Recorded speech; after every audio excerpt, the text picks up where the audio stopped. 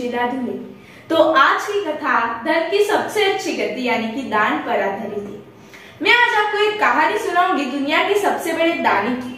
महाभारत के समय की बात है। महाराज युधिष्ठिर ने अपना नया राज्य बनाया था इंद्रप्रस्थ। आप जानते हैं महाराज युधिष्ठिर सत्य और धर्म के मार्ग पर चलने वाले एक आइडियल किंग, एक आदर्श राजा, बहुत दान किया करते थे। जो आ जाए सामने जो मांगे, महाराज युधिष्ठिर के द्वार से कोई खाली नहीं जाता था।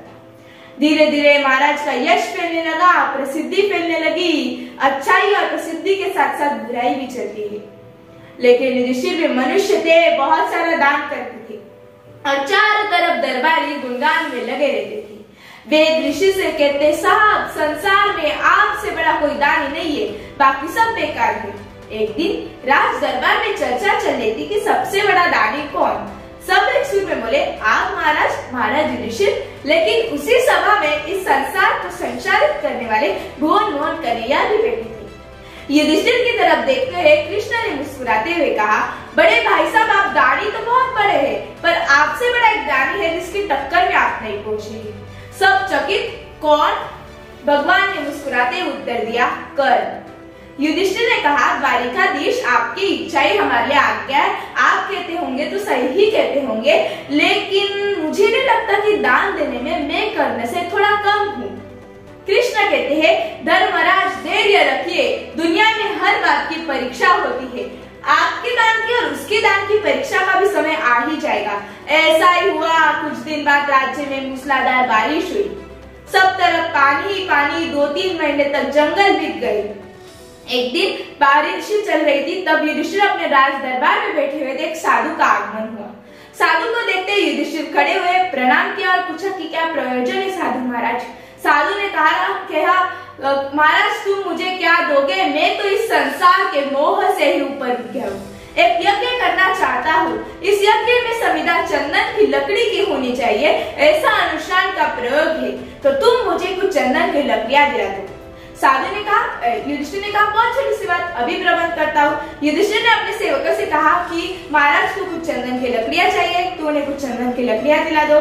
सेवक गए, थोड़ी देर बाद आए तो बोले, चंदन की लकड़ी तो कहीं मिली नहीं, क्योंकि 2-3 माह से सब तरफ पानी है। राज दरबार के चेहरे पर चिंता की रेखा।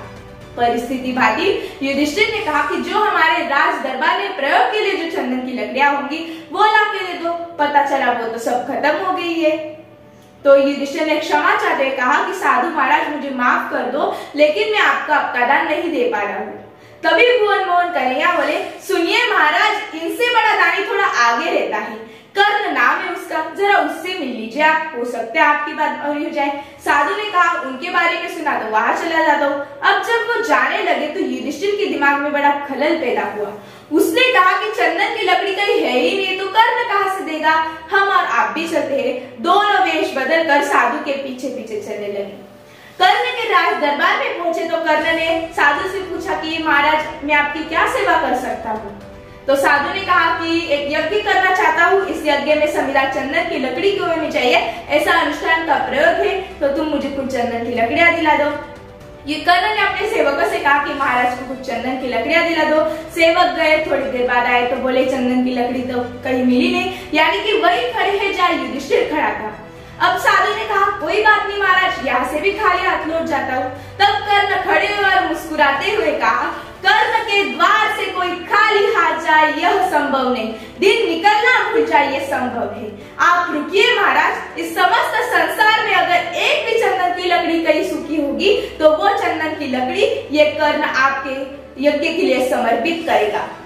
तभी कर्ण के मस्तिष्क में आया, उसने अपने सेवकों से कहा कि मैं और महारानी जिस कक्ष में सोते हैं उस कक्ष की खिड़कियां और चौखट चंदन की लकड़ी की बनी है। मैं रोज देखता हूँ और उसकी सुगंध भी अनुभव करता हूँ। तो मैं आपको आदेश देता हूँ कि मेरी शयन कक्ष की खिड़कियां और चौखट तुड़वाकर वो चंदन की लकड़ियां इस साधु महाराज को अर्पित कीजिए। ऐसा ही हुआ। कर्ण का शयन कक्ष ध्वस्त कर दिया गया और वो चंदन की लकड़ियां साधु को समर्पित कर दी गई।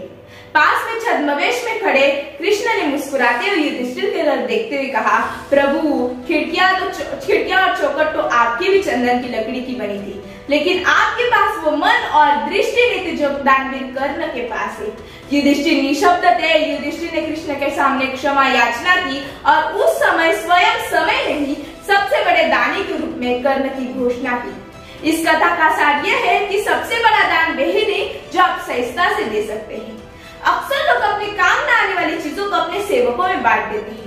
यह कोई दान नहीं है, लेकिन उन सेवकों को जो आवश्यकता है, जो आपके भी काम आता है, आप अपना काम रोककर उनकी प्राथमिकता समझकर उन्हें देते हैं, तभी आप दानवीर कहलाते हैं। राज्य में से जंगल की चंदन की लकड़ियां तोड़कर या फिर राज दरबार में से धन देकर अगर आप किसी का यज्ञ को लिए अर्पित करते तो यह कोई दान नहीं है, लेकिन आप अपनी सुविधा को असुविधा में बदलकर समस्त दायरों से उठकर अपने शहर की खिड़कियां उड़ाकर उसकी चौखट उड़ाकर अगर किसी का यज्ञ मंगल कर सकते हैं, तभी आप दानवीर कर्ण कहला सकते हैं। धन्यवाद।